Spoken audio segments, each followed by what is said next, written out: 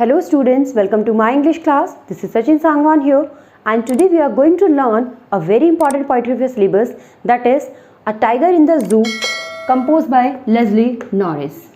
It's a very important poetry. और इस poetry में पोइट ने हमें बताया है कि जो टाइगर है अगर वह जू में होता है तो उसकी कैसी सिचुएशन होती है, और जब वो अपने नेचुरल हैबिटेट में होता है तो वो कैसा होता है. So this kind of contrast और comparison is given in this poetry. So let's see the poetry. He stalks in his vivid stripes the few steps of his cage on pads of velvet quiet in his quiet reach. He should be lurking in shadow, sliding through long grass near the water hole where plump deer pass. So you can see यहाँ पर poet ने दोनों stanzas में comparison दिखाया है. In first one the tiger is in the zoo, and in second one the tiger is in the jungle or in forest. तो पहले वाले में जो टाइगर है वो जू के अंदर है और यहाँ पर फॉरेस्ट के अंदर है. And what the tiger is in doing in the zoo, see he stalks in his vivid stripes. Stalks means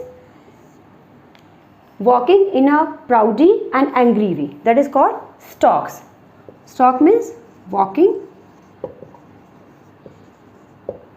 in a proudy and angry way, right? This is called stalk. And here next one is vivid. Vivid means very bright. What is the meaning of vivid here? Very bright. So he stalks in his vivid strips the few steps of his cage.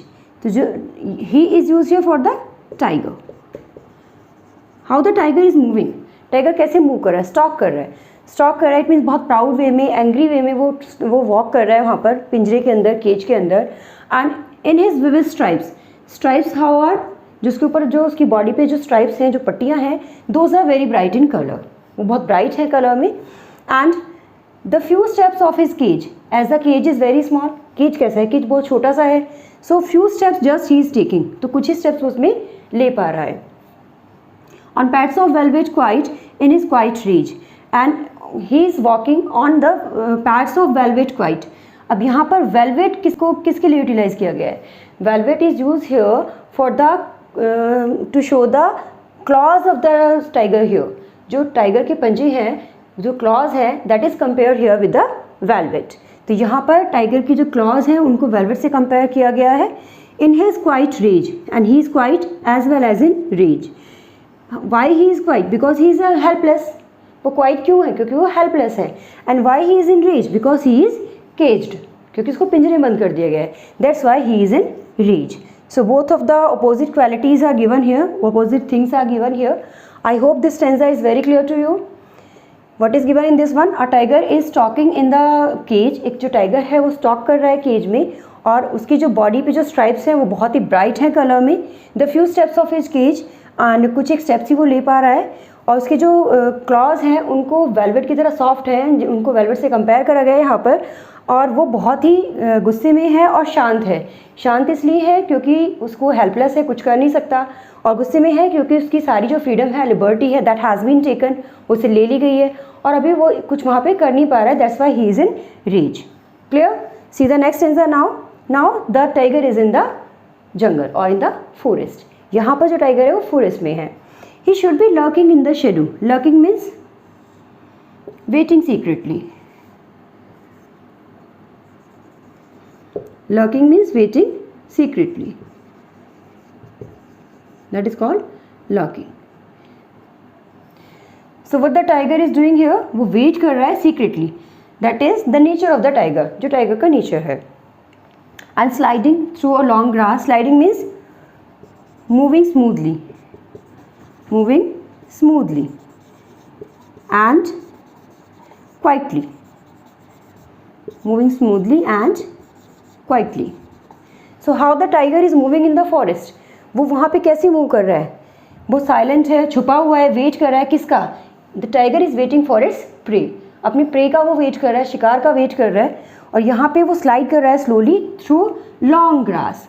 जो बड़ी बड़ी grass है जंगल में, उसके पीछे से वो क्या कर रहा है? वेट कर रहा है सीक्रेटली, और धीरे धीरे स्लाइड कर रहा है, मूव कर रहा है. And where is the tiger here?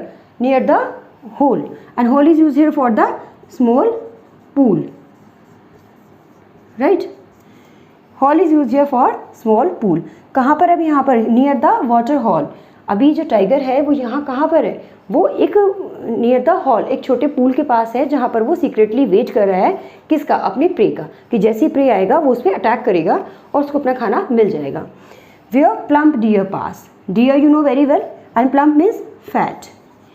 जहाँ पर हेल्दी फैट जो फैटी डियर है वो आने वाले हैं, they will pass from there, वो वहाँ से पास होंगे और वो उसको अटैक करेगा और उनको खा लेगा।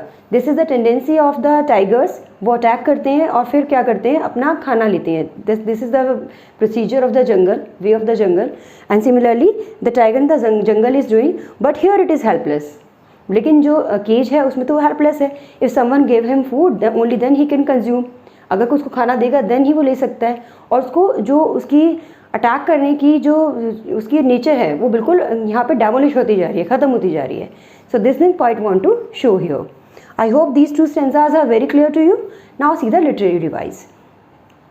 सी, he is used here, and he we generally use for human being, not for the animals. For animals we use it.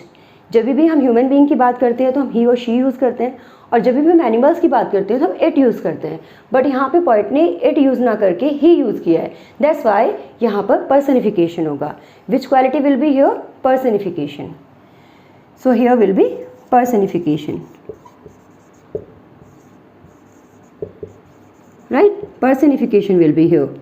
And similarly this line also, यहाँ भी ही यूज हुआ है, he and he, so in both of the lines here will be personification. One more is here, that is alliteration. And where is alliteration used? Stalks, stripes.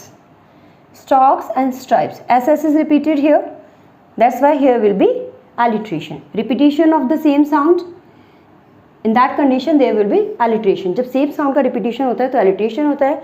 So in first line here is alliteration.